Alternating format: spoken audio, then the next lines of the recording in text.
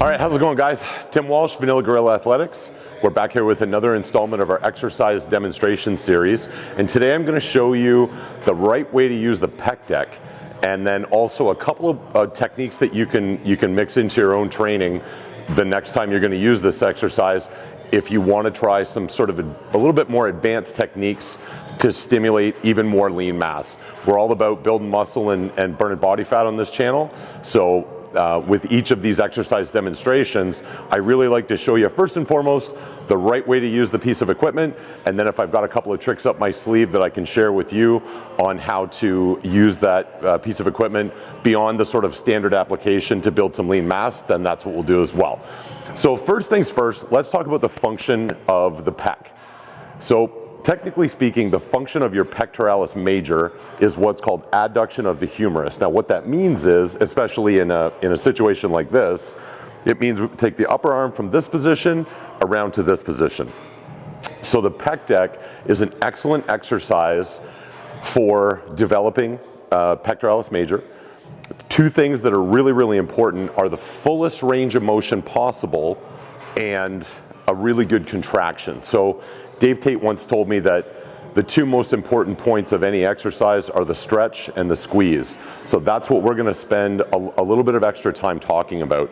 Now, first and foremost, proper setup of the equipment is absolutely crucial. So what I've done is I've set the seat height at its absolute tallest to give you, this is going to be a little bit of an extreme example of what you absolutely shouldn't do, but ideally you should have the seat set at a height so that your arms are relatively parallel to the floor and that you don't feel the need ever to engage your trapezius, which would elevate the scapula. We want the scapula set down throughout the range of motion so that we're compelled to activate the pec and not maybe the anterior deltoid. So you can see I've got the seat way up here at the top. Now if I was to start, I'm getting a little bit of pec activation here, but I'm getting an awful lot of anterior deltoid activation, the front part of the shoulder. That's no good for me. So what I'm going to do, and typically because I'm about 6'1", I usually have to put these seats right at the bottom. So I'm going to take it all the way down to the bottom and we'll try it again.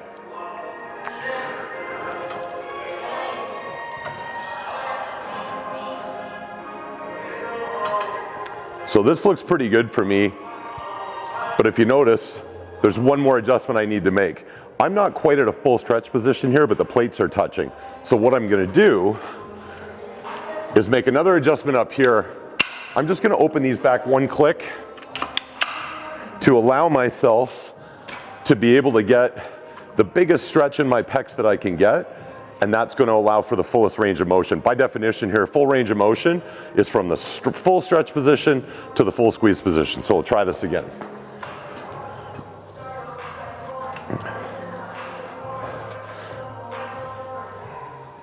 Yeah, so that's feeling pretty good. So what I've got going on here, my scapula is fully retracted. When I open up very slowly, I can feel the stretch building in my pec, and that's what I want. In this position, my pec is fully stretched. If I were to go wider, I'd have to start pronating at the shoulder, and that's what I don't want. I want a good, strong, tall posture. My sternum is slightly raised, and now I'm going to squeeze the pecs to bring the handles back together to get my full contraction. So nice, smooth, controlled stretch, and then I'm squeezing the pecs to bring the handles back together. So in real time, this is what this movement should look like. It shouldn't be faster. I see people doing this very often. So there's a couple things that's no good there. Whenever you're generating momentum, you're making it easier on the muscle that we should be working and probably activating muscles that we shouldn't be working. We always want absolute control in both directions. It's safer and it's much more effective in stimulating the muscle fibers that we're after. So, what is a technique that we could use beyond the standard maybe set of 10 or 12 or 15 repetitions with that full stretch and full squeeze? That's fantastic, but if we wanted to spice things up a little bit, what might we do? So one of my favorite things to do with this exercise is accentuate the time under tension in the contracted position.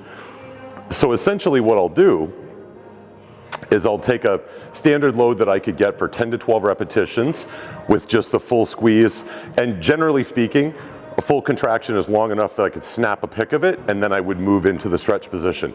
So if I want to spend a little bit more time in that contracted position and give those muscle fibers more exposure to that maximum contractile force, all I'm going to do is hang on to the contraction longer.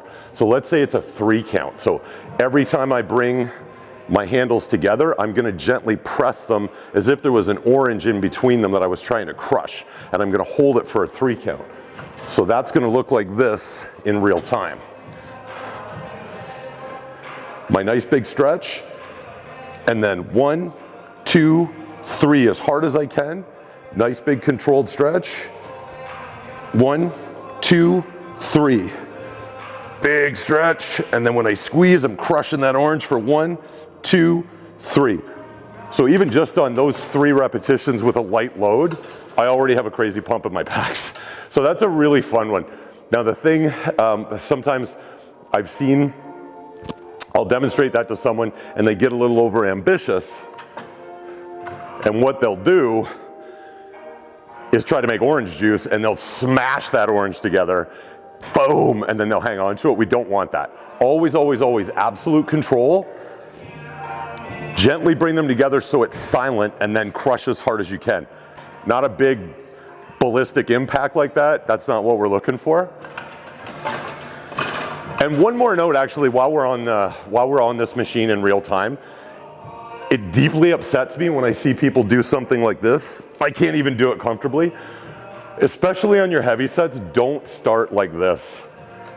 Grab one handle, bring it around, grab the other handle, and start from this position. It's far more safe, and it's just a heck of a lot more comfortable. And typically what I'll do when I'm finished a set, instead of just allowing both handles to go all the way open, because again, under a heavy load, you could really strain something in a rotator. Once you finish your last hard working rep, tilt to the left, and then control around to the right, and you can safely escape. So that was standard execution. We want scapula set down, upper arms parallel to the floor. We want a full stretch and a full squeeze. And then our tip for elevating muscle fiber activation or increasing intensity, I don't want you to think that it's not a great idea to always try to go heavier. It is, that's progressive overload. It's the cornerstone of building muscle. But there are other options. So let's say I can do 12 reps with 110 pounds, and I say, okay, I want to try and do maybe 12 reps with 115 or 120 pounds. That's a great option. But another thing that you could do if you want to get a dirty pump without putting any extra strain on the shoulders is just keep the same load that you would normally use for a 1 count contraction and start crushing 3 count contractions as hard as you can on each and every rep. You may find that you can't get as many reps, and that's fine. That's another form of progressive overload. If you can normally get 12 reps with a 1 count contraction, but you're only able to get maybe 9 or 10 reps with a 3 count contraction, you're still spending more collective time under tension, even though you lost a rep or 2. And then you can build up your muscular endurance and strength to see if you can get back to the load that you were moving for 12 with a 1 count contraction, get up to 12 with a 3 count contraction, and then maybe start looking at adding more load. It's just another way to get great improvements in muscle fiber activation without necessarily always going heavy. There's nothing wrong with heavy, but constantly heavier all the time. I'm 45 years old. My joints are probably 65 years old. I wish I had discovered some of these tricks for developing muscle mass through various other means than always just trying to go heavier on everything. So hit me up in the comment section below. Let me know what you think of that little addition if you tried working it into your training. Just take the same load you would normally use, hold on to it for a 3 count, try and crush that orange in between there, but don't smash it, squeeze it. Thanks very much. Tim Walsh, Vanilla Gorilla Crew Athletics. Hit me up in the comment section below. Let me know what you'd like to see next time.